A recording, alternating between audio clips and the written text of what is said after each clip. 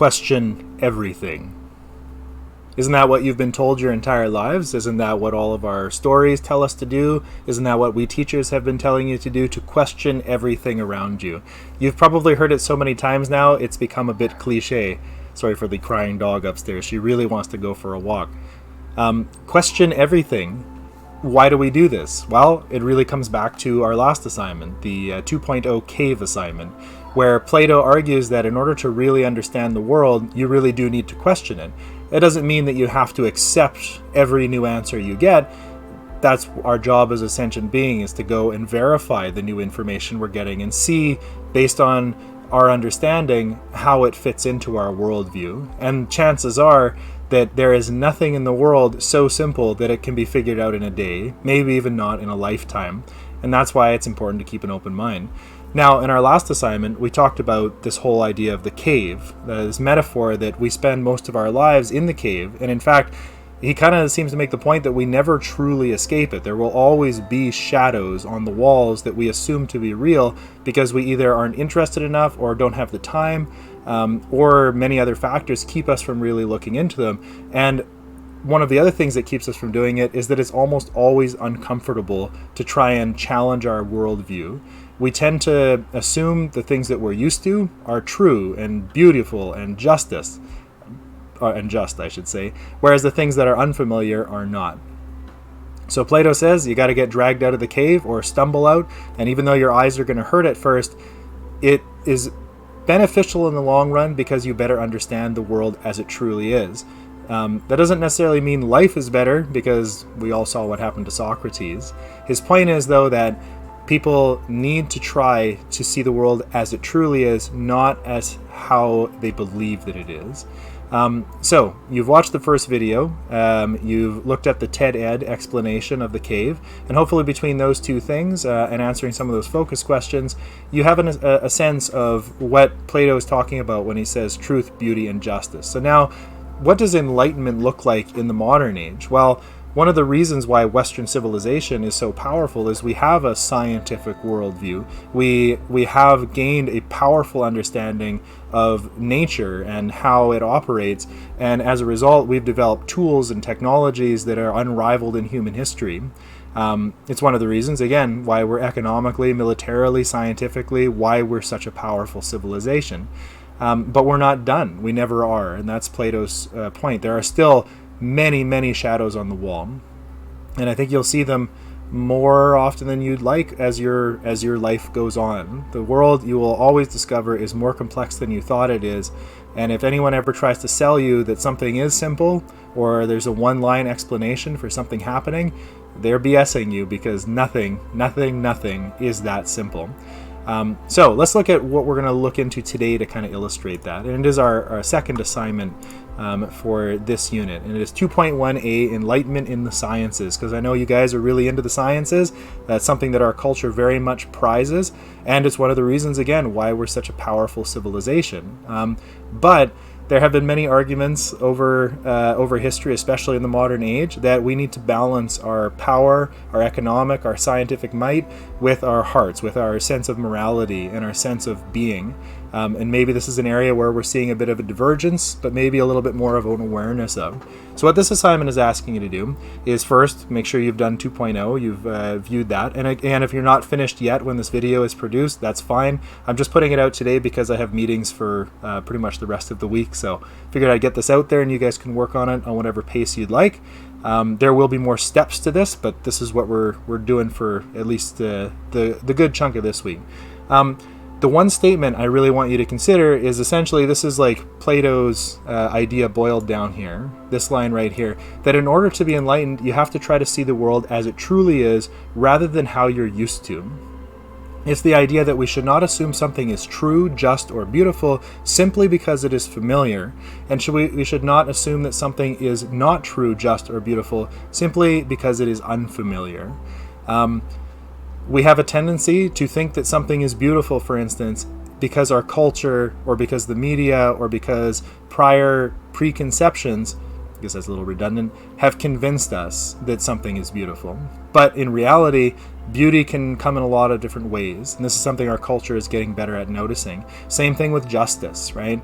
To really understand justice, you have to understand every detail of some wrong or something that has happened, and you have to have an understanding of what injustice really looks like. Those are big topics, and there's no way we could finish them in a grade 12 English class. But it's something you're probably going to look into during university, and if many of you are heading off into the sciences, it's important not to forget the human side of everything that you're doing. So step 2 says, consider some of the different ways we can look at this concept. What about the sciences? We know that for most of human history, there's always been this struggle between what we think is true based on the way we've explained the world in the past versus now with our new understandings, how do we think the world really works? And the way that this struggle has expressed itself through most of human history is religion versus science. And that's a complex topic, and again, one that's too big for this class, but let's take a look at some of those examples of how Enlightenment was really a tough process, and it got a lot of people into a lot of trouble in order for us to reach the point today where we generally see the world scientific, but we still leave room for religion. It's a pretty healthy balance, at least in Canada. So one of the arguments in the past is whether the Earth orbits the Sun. Remember, for at least in the Western world, for a very long time we assumed the Earth was the center because we thought we were really important, and we are. But when you consider how enormous the cosmos really are, it starts to become difficult to continue to believe that humanity is like the only thing that matters in the entire thing. So whether the Earth orbits the Sun or the other way around was an issue that almost got Galileo killed. Interesting story there. You should look it up. Why earthquakes happen. Maybe it's because Poseidon is upset and he smashed his trident against the seafloor, or maybe it's tectonic activity. Evolution versus creation. This is one that still, is debated today. I myself tend to be of the scientific worldview, so I see evolution as the answer.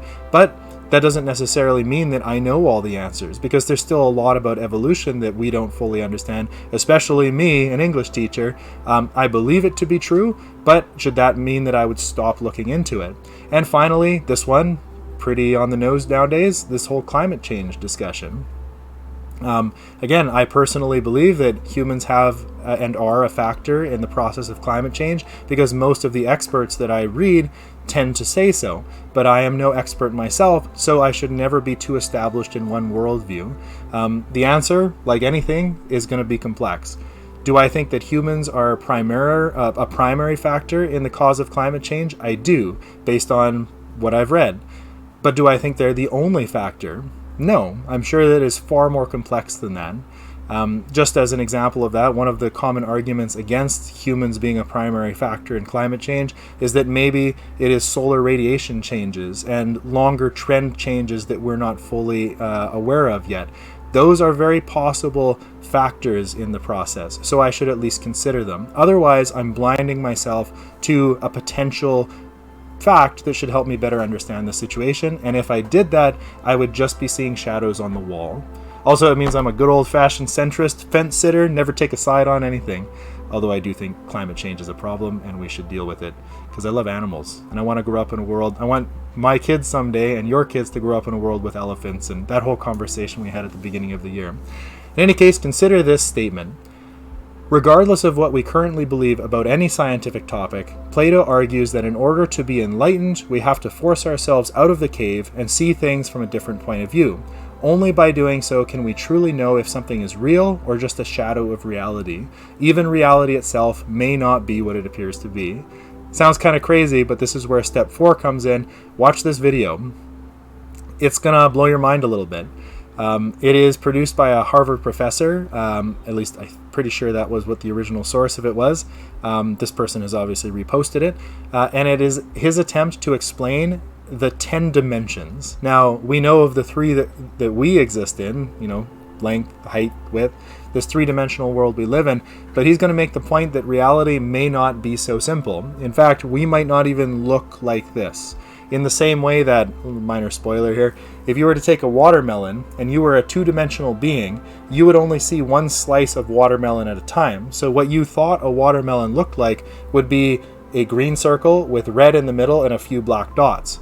But if you could suddenly transition from a two-dimensional being to a three-dimensional being, you'd see a watermelon is actually this giant green ball with red in the middle.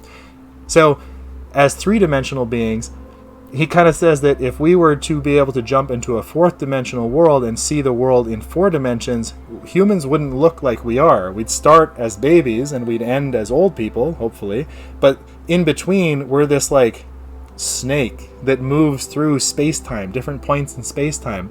And they don't call it time, they call it duration.